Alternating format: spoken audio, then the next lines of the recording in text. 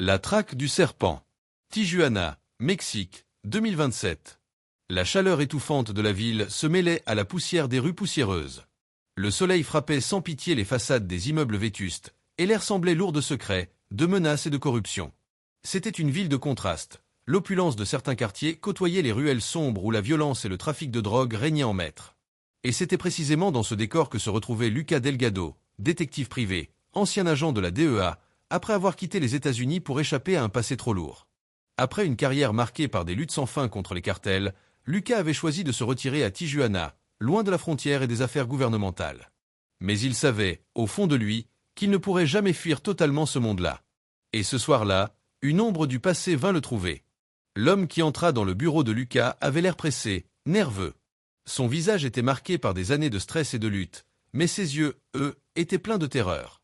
Il se présenta sous le nom d'Antonio Ramos, un ancien avocat d'un cartel mexicain qui, au fil du temps, avait été contraint de se cacher après avoir témoigné contre ses anciens associés. Ramos portait un lourd fardeau.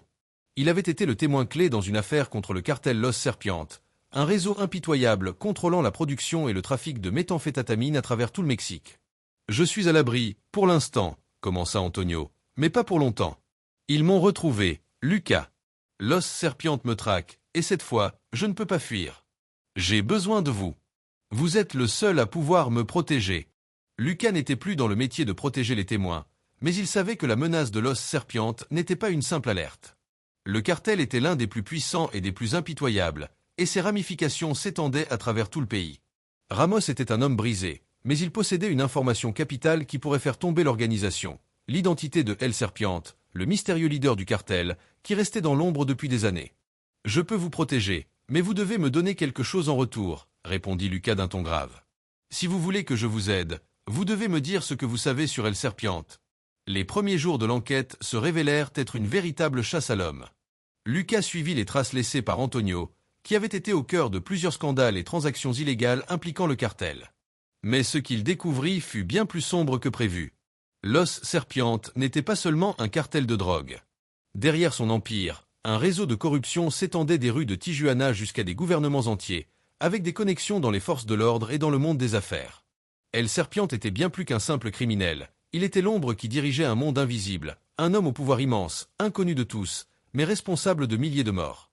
Lucas se rendit dans un entrepôt abandonné à la périphérie de Tijuana, l'endroit où Los Serpientes avait l'habitude de stocker des cargaisons de drogue. C'était un terrain miné. Mais ce qu'il trouva là allait bouleverser toute son enquête. Des documents, des plans, des photos de personnes au placé et des comptes bancaires secrets. La vérité était plus complexe qu'il ne l'avait imaginé. El Serpiente n'était pas un seul homme, mais un réseau de puissants criminels qui opéraient sous différents pseudonymes. Lucas s'enfonça de plus en plus dans le monde souterrain du cartel. Chaque indice le menait plus profondément dans l'obscurité, là où la frontière entre la justice et la corruption était floue. Mais tout prit un tournant lorsqu'il découvrit un lien direct entre Los Serpientes et une série de meurtres dans le quartier où Antonio Ramos avait vécu avant de témoigner contre le cartel. Ces meurtres étaient liés à une vendetta, et le cartel avait mis une cible sur tous ceux qui avaient osé défier son autorité. La confrontation finale se produisit dans un vieux ranch situé à l'extérieur de la ville, dans une région désertique. Lucas savait que cette mission serait sa dernière. Les hommes du cartel, armés et déterminés, étaient déjà sur place. Antonio, qui avait suivi Lucas dans l'espoir de se cacher, était désormais au centre de la tempête. « Vous ne pouvez pas fuir », dit une voix grave dans l'obscurité. « Le serpent vous a vu, et maintenant, il faut payer. » Les hommes du cartel se précipitèrent, mais Lucas, avec sa formation militaire et ses années d'expérience dans la rue, était prêt. Après une fusillade brutale, Lucas et Antonio réussirent à s'échapper, mais pas sans perte. Le véritable visage de El Serpiente restait toujours un mystère, mais les documents que Lucas avait récupérés étaient la clé pour démanteler l'Empire.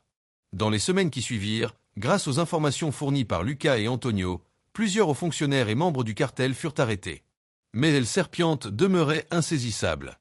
Antonio, fatigué et brisé, disparut après avoir pris un nouveau nom, laissant Lucas une fois de plus face à l'ombre d'un monde qu'il ne pourrait jamais entièrement comprendre.